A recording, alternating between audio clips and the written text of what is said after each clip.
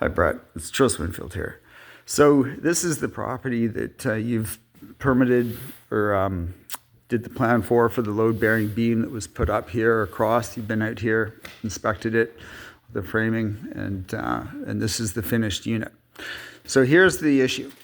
So we have a building permit pulled for this property that has on this ground floor this open concept ground floor, and it has been built to meet code as if it was a single family dwelling. So up above here, up there is still that unit that is fighting our efforts to terminate them. So I'm just going to show you from the outside here. Right there, okay? Essentially the same floor footage as the one, this lower floor here. And what the issue is that the mortgage is renewing on this property. And this property is part of the whole complex, the whole development. Right there, 6 townhomes and a 6-unit building there.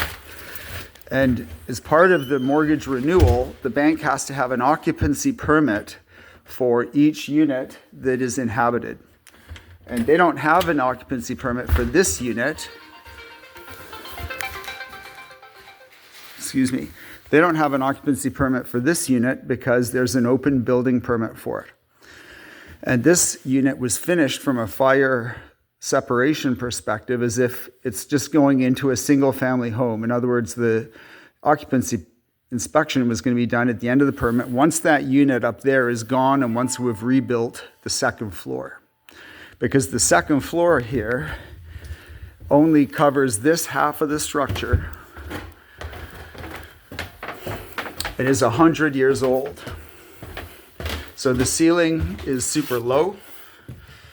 It's like 6'4", and it doesn't meet code, right? And it's like that in the bathroom as well, where code is you have to have, I think, 6'10" ceilings, right? So it doesn't meet code. And the issue is that we've got this open building permit, and we can't get an occupancy permit because we have this open building permit, but this open building permit, part of the municipal bylaw is that anything that's not up to code has to be brought to code.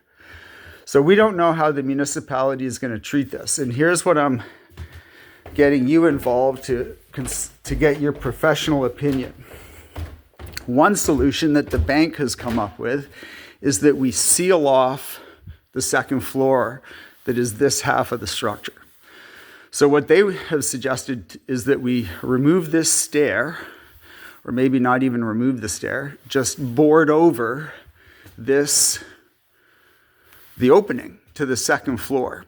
So a building inspector would show up and they would simply inspect this ground floor as being one self-contained unit, and they would never even get access to the second floor to learn that the second floor is not code.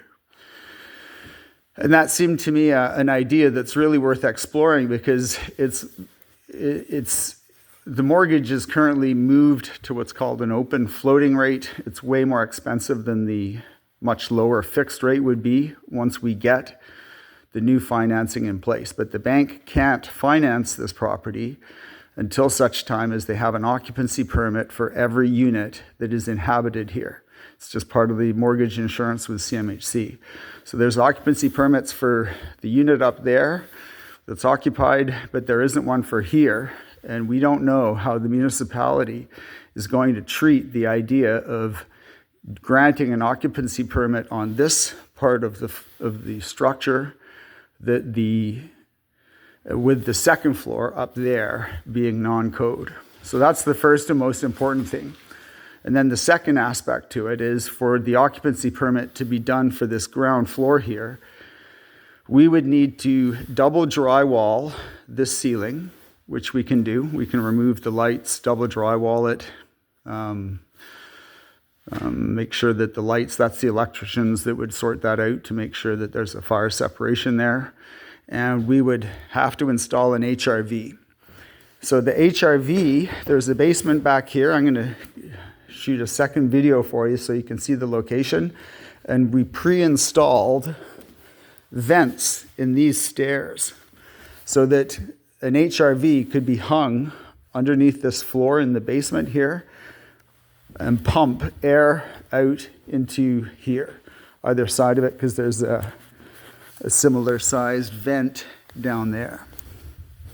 So that's what I'm hoping that you'll be able to surface, make a little bit of time out of your schedule and say, as the engineer, be the interface, or at least be involved with the city to say that, yes, this property is meeting building code, and do I need to close off that second floor for us to be able to close that permit and get an occupancy inspection and get occupancy for this unit, this ground floor unit. And now I'll go and shoot this video, and hopefully with the impending birth of your child, you'll be able to carve out a little bit of time to look at this video and give us your thoughts. Thanks.